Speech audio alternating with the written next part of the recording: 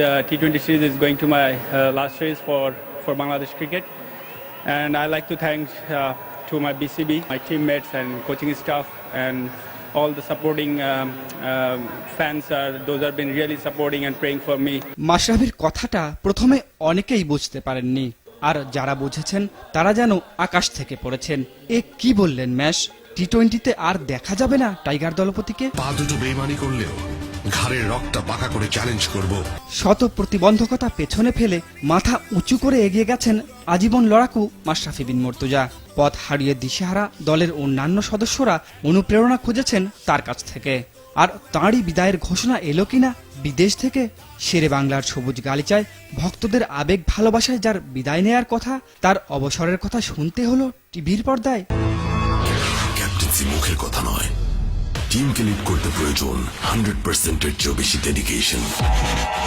মাশরাফির এমন অবসরের ঘোষণা রক্তক্ষরণ ঘটিয়েছে কোটি ভক্তের হৃদয়ে, জন্ম দিয়েছে নানা আলোচনা সমালোচনার। তবে ম্যাশের সিদ্ধান্তকে সম্মান জানিয়েছেন বিসিবির সিনিয়র এই সহসভাপতি। তার সমতুল্য প্লেয়ার আমি বাংলাদেশ দলে আজ অব্দি দেখিনি। তাকে পূরণ করা বাংলাদেশ দলের পক্ষে খুব সহজ হবে না। এই সিদ্ধান্ত তার একক, এবং সে যে সিদ্ধান্তগুলো নিচ্ছে এত ম্যাচিওর সিদ্ধান্ত যে সে চিন্তা করে বাংলাদেশ দলের ভবিষ্যৎ কি হবে। ক্রিকেটের নবীন সংস্করণে টাইগার জার্সিতে 53টি ম্যাচ খেলেছেন মাশরাফি।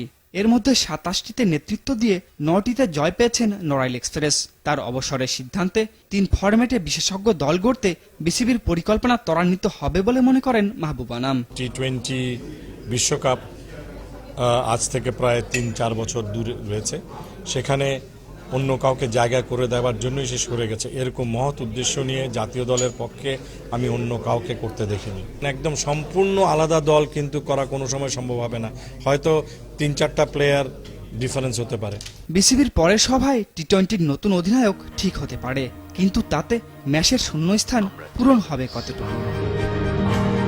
আমরাই বাংলাদেশ।